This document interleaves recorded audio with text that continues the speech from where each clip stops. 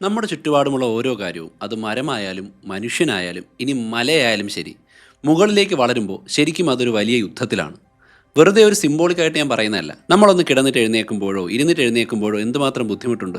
അതുപോലെ ഗുരുത്വാകർഷണത്തിന് എതിരായിട്ട് ഉള്ള ഓരോ യാത്രയും മുകളിലേക്കുള്ള യാത്രയും ഓരോ പോരാട്ടമാണ്. സത്യം പറഞ്ഞാൽ ഈ ഹൈറ്റ് എന്ന് പറയുന്ന വെറുതെ കിട്ടുന്ന ഒന്നല്ല. അതിന് വലിയൊരു വില കൊടുക്കേണ്ടി വരും. നമ്മുടെ കരുത്ത്, ഊർജം, സമയം, ശരീരം ഇതൊക്കെ മാറ്റിവെക്കണം. എന്നാലും അതിൻ്റെയൊക്കെ ബുദ്ധിമുട്ടുകൾ ഒരു ജീവിയാണെങ്കിൽ അത് ജീവിതകാലം മുഴുവൻ അനുഭവിക്കും. ഇനി ജീവനില്ലാത്തൊരു വസ്തുവാണെങ്കിൽ അതിൻ്റെ എക്സിസ്റ്റൻസ് എപ്പോഴും ഭീഷണിയായിരിക്കും. അതിപ്പോൾ സ്കൂൾ ബിൽഡിങ്ങോ ഫ്ലാറ്റോ ബുർജ് ഖലീഫയോ ആയാലും ശരി.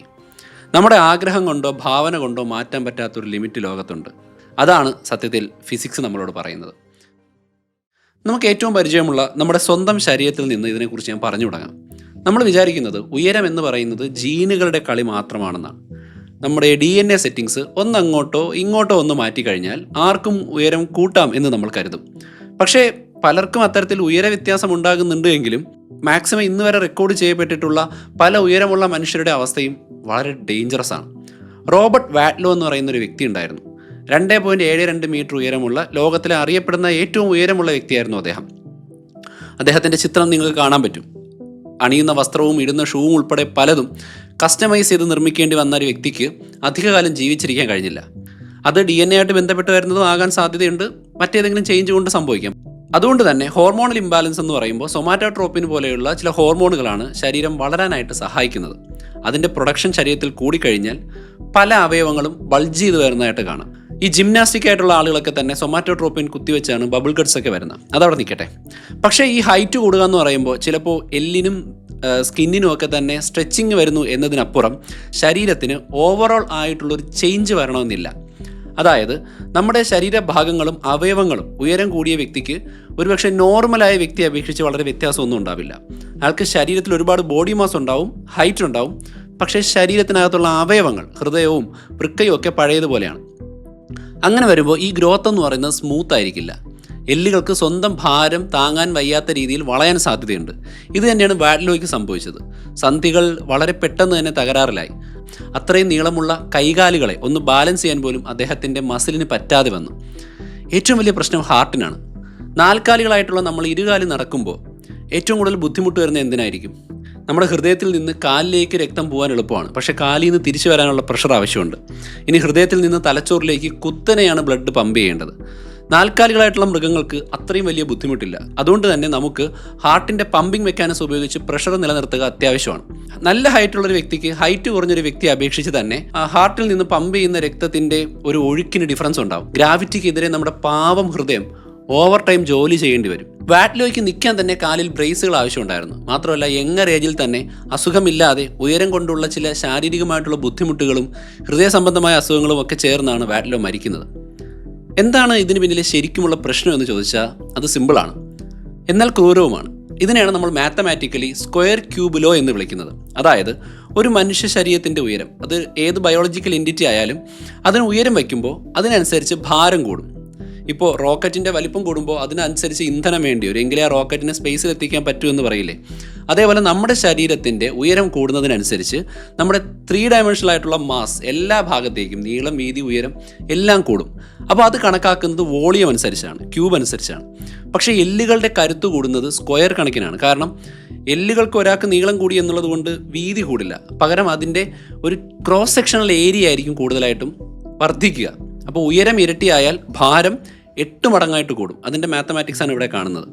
സോ അങ്ങനെ വരുമ്പോൾ എല്ലിൻ്റെ കരുത്ത് വെറും 4 മടങ്ങ് മാത്രമേ കൂടൂ. അതേസമയം മാസ് 8 മടങ്ങ് കൂടും. സ്വാഭാവികമായിട്ടും സന്ധികളിലെ സമ്മർദ്ദം കൂടും, കാർട്ടിലേജ് തേഞ്ഞു പോകും, നട്ടെല്ലിന് താങ്ങാവുന്നതിനും അപ്പുറമുള്ള ലോഡ് വരും. അടുത്ത ഏറ്റവും വലിയ പ്രശ്നം നമ്മുടെ സർക്കുലേറ്ററി സിസ്റ്റമാണ്. രക്തം മുകളിലേക്ക് പമ്പ് ചെയ്യുക എന്നത് വലിയ ടാസ്ക്കാണ്. ഉയരം കൂടുന്തോറും ബ്ലഡ് പ്രഷറും കൂട്ടേണ്ടി വരും. മനുഷ്യൻ്റെ നോർമൽ പ്രഷർ തന്നെ ഒരു പരിധിയിലാണ് നിൽക്കുന്നത്. അത് ഇനിയും കൂടിക്കഴിഞ്ഞാൽ ധമനികൾക്ക് ഫ്രാക്ചർ ഉണ്ടാവുകയും അത് മറികടക്കാൻ വേണ്ടി ശരീരം കൊളസ്ട്രോൾ അക്യുമുലേറ്റ് ചെയ്യുകയും പിന്നെ ഹാർട്ട് ഫെയിലറോ സ്ട്രോക്കോ ഒക്കെ വരാനുള്ള സാധ്യത കൂടുതലായി മാറും. അതുകൊണ്ടാണ് പൊക്കം കൂടിയ ആളുകളിൽ ഹൃദയ സംബന്ധമായ പ്രശ്നം കൂടുതലായിട്ടും കാണുന്നത്. ജിറാഫിന് ഈ പ്രശ്നം പരിഹരിക്കാൻ, നിങ്ങളുടെ മനസ്സിൽ ജിറാഫിനെ കുറിച്ചുള്ള സംശയം എന്നാണ്. അപ്പോൾ അവയ്ക്ക് ഈ പ്രശ്നം പരിഹരിക്കാൻ സ്പെഷ്യൽ വാൽവുകളും വലിയ ഹൃദയവും ഒക്കെ ഉണ്ട്. പക്ഷെ നമുക്കതില്ലല്ലോ. സത്യം പറഞ്ഞാൽ മെഡിക്കൽ സയൻസ് എത്ര പുരോഗമിച്ചാലും എല്ലുകൾ എത്ര ശക്തിപ്പെടുത്തിയാലും 3 മീറ്ററിലധികം ഉയരമുള്ള ഒരു മനുഷ്യ ശരീരം എന്നത് നമ്മുടെ ബയോളജി അനുവദിക്കുന്നില്ല, ഫിസിക്സ് അനുവദിക്കുന്നില്ല. അതിനപ്പുറം പോയാൽ അതൊരു മനുഷ്യനല്ല, കട്ടിയുള്ള എല്ലുകളും വലിയ ഹൃദയവുമുള്ള മറ്റൊരു സ്പീഷീസ് ആയിരിക്കും. ഗ്രാവിറ്റിയോട് നമുക്ക് ഒരിക്കലും വിലപേശാൻ പറ്റില്ല. ഇവിടെ പരിണാമം വലിയ പരീക്ഷണങ്ങൾ നടത്തിയിട്ടുള്ളതായിട്ട് കാണാം. ഈ ഭൂമിയിൽ ജീവിച്ചിരുന്നതിൽ വെച്ച് ഏറ്റവും ഉയരമുള്ള അർജന്റിനോസോറസ് പോലെയുള്ള ദിനോസറുകളുടെ ഫോസിൽ ഉപയോഗിച്ച് അവയുടെ വലിപ്പം കണക്കാക്കി കഴിഞ്ഞാൽ പലതിനും 15 മീറ്റർ വരെ ഉയരമുണ്ടായിരുന്നതായിട്ട് കാണാം. ഈ അർജന്റിനോസോറസിൻ്റെ ചില വകഭേദങ്ങളാണ് സിനിമയിലും കാർട്ടൂണിലും ഒക്കെ നമ്മൾ കാണുന്ന നീളൻ കഴുത്തുള്ള ജീവികൾ. സോ ഇതൊക്കെ കേൾക്കുമ്പോൾ ഈ സ്ക്വയർ ക്യൂബിലോ എവിടെ പോയി എന്ന് തോന്നാം. പക്ഷേ ഇവിടെയാണ് ബയോളജിയുടെ ഒരു കളി. ദിനോസറുകളുടെ കാലുകൾ പാലത്തിൻ്റെ തൂണുകൾ പോലെയാണ്. എല്ലുകളുടെ ഉള്ളിൽ വായുവിൻ്റെ അറകളുണ്ട്, ഹോളോ ബോൺസ് ആണ്. അതുകൊണ്ട് ഭാരം കുറവാണെങ്കിലും നല്ല ഉറപ്പുണ്ട്. അവ കുത്തനെ നിൽക്കുന്നതിന് പകരം ഏതാണ്ട് പാരലായിട്ടാണ് നിൽക്കുന്നത്. അതുകൊണ്ട് ഭാരം ഈക്വലി സ്പ്രെഡ് ആവും. എന്നിട്ടും ദിനോസറുകൾക്കും ഒരു പരിധി ഉണ്ടായിരുന്നു. ഒരു ഘട്ടത്തിനപ്പുറം വളർന്നു കഴിഞ്ഞാൽ ദിനോസറുകൾക്ക് നടക്കാൻ പറ്റില്ല എന്ന് കണ്ടെത്തിയിട്ടുണ്ട്. ഭക്ഷണം കഴിക്കാൻ ചിലവാക്കുന്ന ഊർജ്ജത്തേക്കാൾ കൂടുതൽ അത് ശരീരത്തിൻ്റെ ബോഡി സ്ട്രക്ചർ നിലനിർത്താൻ വേണ്ടി ഉപയോഗിക്കേണ്ടി വരും. ഇന്നത്തെ കാലത്ത് ജിറാഫിനെ നോക്കിയാൽ അവയുടെ ഹൈറ്റ് ഏകദേശം ഒരു 6 മീറ്ററാണ്. അത്രയും ഉയരത്തിൽ രക്തം എത്തിക്കാൻ നമ്മുടെ പ്രഷറിൻ്റെ ഇരട്ടിയാണ് ജിറാഫിന് ഹൃദയത്തിൽ നിന്ന് വേണ്ടി വരിക. തല താഴ്ത്തുമ്പോൾ ഈ രക്തം തലയിലേക്ക് ഇരച്ചു കയറി ഞരമ്പുകൾ പൊട്ടാതിരിക്കാൻ പ്രത്യേകം വാൽവുകൾ ഇവോൾവ് ചെയ്തതായിട്ട് മുമ്പ് ഞാൻ പറഞ്ഞു.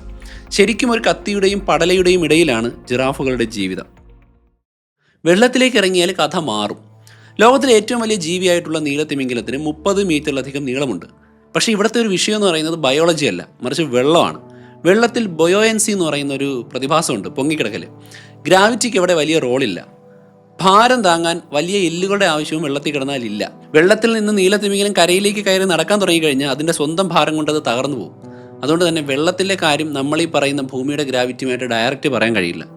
കരയിലെ ഉയരത്തിൻ്റെ പ്രധാനപ്പെട്ട വില്ലൻ അപ്പോൾ ഗ്രാവിറ്റിയാണെന്ന് മനസ്സിലായില്ലേ? ചെടികളുടെ കാര്യം ഇതിലും രസകരമാണ്. ലോകത്തിലെ ഏറ്റവും ഉയരമുള്ള ചെടി എന്ന് പറയുന്നത്, അല്ലെങ്കിൽ മരം എന്ന് പറയുന്നത്, ഹൈപ്പീരിയൻ എന്നറിയപ്പെടുന്ന പ്രത്യേകം റെഡ്വുഡ് മരമാണ്. ഏകദേശം 116 മീറ്റർ ഉയരമുണ്ട് അതിന്. മരങ്ങൾക്ക് ഓടേണ്ട ആവശ്യമില്ല, ഹൃദയമില്ല, സോ അതിന് ജീവിക്കാമെന്ന് നമ്മൾ കരുതും. പക്ഷേ അവിടെയും ചില പ്രശ്നങ്ങളുണ്ട്. ഏറ്റവും പ്രധാനപ്പെട്ട ഒരു കാര്യം ഹൈഡ്രോളിക്സ് ആണ്. മരങ്ങൾ വേരുകളിൽ നിന്ന് വെള്ളം മുകളിലേക്ക് എത്തിക്കുന്നത് ഇലകളിലൂടെ നടക്കുന്ന ബാഷ്പീകരണം കൊണ്ടാണ്. അതായത് ഒരു പ്രഷർ ഡിഫറൻസ് വെച്ചാണ്. ഒരു കുഴലിലൂടെ വെള്ളം വലിച്ചെടുക്കുന്നത് പോലെ വലിയ മരങ്ങളുടെ മുകളിലുള്ള ഇലകളിൽ നിന്ന് വെള്ളം ബാഷ്പീകരിക്കപ്പെടുമ്പോൾ അവിടെ ഉണ്ടാകുന്ന ശൂന്യത നികത്താൻ വേണ്ടി മണ്ണിൽ നിന്ന് വേരുകൾ ശേഖരിക്കുന്ന വെള്ളം മുകളിലേക്ക് പോകും. പക്ഷേ ഒരു ഘട്ടം കഴിഞ്ഞാൽ ഈ തടിയിലൂടെ ഇത്രയും ഹൈറ്റിലോട്ട് കൊണ്ടുപോകുന്ന വാട്ടർ കോളം മുറിഞ്ഞു പോകാനുള്ള സാധ്യതയുണ്ട്. അല്ലെങ്കിൽ അതിനകത്ത് വായു കുമിളകൾ കയറി ക്യാവിറ്റേഷൻ സംഭവിക്കാനുള്ള സാധ്യതയുണ്ട്. അങ്ങനെ വന്നു കഴിഞ്ഞാൽ മരങ്ങൾക്ക് മുകളിലേക്ക് വെള്ളം എത്തില്ല, ഇലകൾ ഉണങ്ങും, മരം വളർച്ച നിർത്തും. ഏകദേശം ഒരു 120-130 മീറ്ററൊക്കെയാണ് മരങ്ങളുടെ ഒരു സ്ട്രക്ചർ അനുസരിച്ചുകൊണ്ട് ഈ ഒരു രീതിയിൽ വെള്ളം മുകളിലേക്ക് പോകുന്നതിൻ്റെ ലിമിറ്റ്. അതിനപ്പുറത്തേക്ക് വെള്ളം എത്തിക്കാൻ ഫിസിക്സ് സമ്മതിക്കില്ല എന്നർത്ഥം. അതുപോലെ തന്നെ കാറ്റടിക്കുമ്പോൾ മരത്തിനുണ്ടാകുന്ന ആഘാതവും പലതരത്തിൽ അതിൻ്റെ അതിജീവനത്തെ ബാധിക്കാറുണ്ട്. ഈ വലിയ വലിയ കൊടുമുടികൾ കണ്ട അവ അനക്കമില്ലാത്തതാണെന്ന് തോന്നും. പക്ഷേ എങ്ങനെയാണ് ഈ എവറസ്റ്റ് കൊടുമുടിയും മറ്റും ഉണ്ടായതെന്ന് നമ്മൾ പല വീഡിയോയിലും പറഞ്ഞിട്ടുണ്ട്. സയൻറ്റിഫിക്കലി നിങ്ങൾക്ക് എല്ലാവർക്കും അറിയാം. ടെക്ടോണിക് പ്ലേറ്റുകളും മറ്റും കൂട്ടിയിടിച്ചുകൊണ്ടും പൊട്ടിമാറിയൊക്കെയാണ് പലപ്പോഴും കൊടുമുടികൾ ഉണ്ടാകുന്നത്. പക്ഷേ അവയ്ക്ക് ലിമിറ്റുണ്ട്. എവറസ്റ്റ് കൊടുമുടിക്ക് 9 കിലോമീറ്ററോളം ഉയരമുണ്ട്. പക്ഷേ കടലിൻ്റെ അടിയിൽ നിന്ന് അളന്നാൽ മൗനാക്കിയാണ് ഏറ്റവും ഉയരം കൂടിയത്, 10 കിലോമീറ്ററിലധികം. എന്തുകൊണ്ടാണ് മലകൾ പിന്നെയും വളരാത്തത്? കാരണം നമ്മുടെ ഭൂമിയുടെ അടിഭാഗം അത്ര കട്ടിയുള്ളതല്ല. മലകളുടെ ഭാരം കൂടുന്തോറും അത് താഴേക്കുള്ള പദാർത്ഥങ്ങളെ സൈഡിലേക്ക് ഇങ്ങനെ തള്ളി മാറ്റും. ഭൂമി തന്നെ ആ ഭാരം താങ്ങാൻ വയ്യാതെ താഴ്ന്നു പോകും. ഇതിനെയാണ് ഐസോസ്റ്റാറ്റിക് ഇക്വിലിബ്രിയം എന്ന് പറയുന്നത്. ഭൂമിയുടെ ഈ ലിമിറ്റ് ഏകദേശം ഒരു 10 മുതൽ 12 കിലോമീറ്ററാണ്. ഇനി നമുക്ക് ഗ്രാവിറ്റി ഒന്ന് മാറ്റി നോക്കാം. ചൊവ്വയിലേക്ക് പോയാലോ? ചൊവ്വയിൽ ഗ്രാവിറ്റി കുറവാണ്. അതുകൊണ്ട് അവിടെയുള്ള ഒളിമ്പസ് മോൺസ് എന്നറിയപ്പെടുന്ന അഗ്നിപർവ്വതങ്ങളാൽ നിർമ്മിക്കപ്പെട്ട മലയ്ക്ക് 22 കിലോമീറ്റർ ഉയരമുണ്ട്. സൗരയൂഥത്തിൽ തന്നെ നമ്മൾ കണ്ടെത്തിയ ഏറ്റവും വലിയ കൊടുമുടി എന്ന് പറയുന്നത് ചൊവ്വയിലെ ഒളിമ്പസ് മോൺസ് ആണ്, എവറസ്റ്റിൻ്റെ ഇരട്ടിയിലധികം. ഇത് തെളിയിക്കുന്നത് ഗ്രാവിറ്റിയാണ് ഉയരത്തിൻ്റെ യഥാർത്ഥ ശില്പിയെന്നാണ്. മനുഷ്യൻ പണിയുന്ന കെട്ടിടങ്ങളുടെ അവസ്ഥയും ഇങ്ങനെയാണ്. ബുർജ് ഖലീഫയൊക്കെ നോക്കുമ്പോൾ നമുക്ക് തോന്നും 800 മീറ്ററിലധികം ഉയരമുള്ള ഈ സാധനം സത്യത്തിൽ അവിടെ നിർത്താൻ പാടില്ലായിരുന്നു, ഇനിയും പൊക്കം വെക്കണമെന്നൊക്കെ. അതുകൊണ്ട് തന്നെ ഇനിയും ഉയരമുള്ള ബിൽഡിങ്ങുകൾ നമുക്ക് ഉണ്ടാക്കാൻ പറ്റുമെന്ന് നമ്മൾ വിചാരിക്കും. പക്ഷേ സത്യം പറഞ്ഞാൽ ഓരോ മീറ്റർ മുകളിലേക്ക് പണിയും തോറും നമ്മൾ ഫിസിക്സുമായിട്ട് യുദ്ധം ചെയ്യേണ്ടി വരും. ഇതിൽ ഏറ്റവും വലിയ വില്ലൻ എന്ന് പറയുന്നത് കാറ്റാണ്, അല്ലെങ്കിൽ വിൻഡ് ലോഡാണ്. നമ്മുടെ ഈ താഴെ വീശുന്ന കാറ്റല്ല മുകളിൽ, അവിടെ അതിൻ്റെ ശക്തി ഭീകരമാണ്. ഉയരം കൂടുന്തോറും കാറ്റ് കെട്ടിടത്തിന് ചുറ്റും കറങ്ങി ഒരു പ്രത്യേകതരം വൈബ്രേഷൻ ഉണ്ടാക്കും. ഇതിനെയാണ് വോർട്ടെക്സ് ഷെഡിങ് എന്ന് പറയുന്നത്. ഇത് കെട്ടിടത്തെ അങ്ങോട്ടും ഇങ്ങോട്ടും ആട്ടും. താമസിക്കുന്നവർക്ക് സീ സിക്നസ് വരെ വരാനിത് കാരണമാകാറുണ്ട്. ബുർജ് ഖലീഫയുടെ ഈ ഒരു പ്രത്യേക വൈ ഷേപ്പിലുള്ള ഡിസൈൻ തന്നെ ഈ കാറ്റിനെ കബളിപ്പിക്കാൻ വേണ്ടി ഉണ്ടാക്കിയതാണ്. അടുത്ത വലിയ തലവേദനയാണ് മെറ്റീരിയൽ സയൻസ്. ഇത്രയും ഉയരത്തിലേക്ക് കോൺക്രീറ്റ് പമ്പ് ചെയ്തെത്തിക്കുക ഏകദേശം അസാധ്യമായ കാര്യമാണ്. അതുകൊണ്ട് തന്നെ ബുർജ് ഖലീഫയൊക്കെ ഉണ്ടാക്കുമ്പോൾ ഹൈ പ്രഷർ പമ്പുകളാണ് ഉപയോഗിക്കാറുള്ളത്. പിന്നെ ഏറ്റവും വലിയ കുഴപ്പം കെട്ടിടത്തിൻ്റെ ഉയരം കൂടുന്തോറും താഴെ കൊടുക്കേണ്ടി വരുന്ന കോർ സ്ട്രക്ചറാണ്.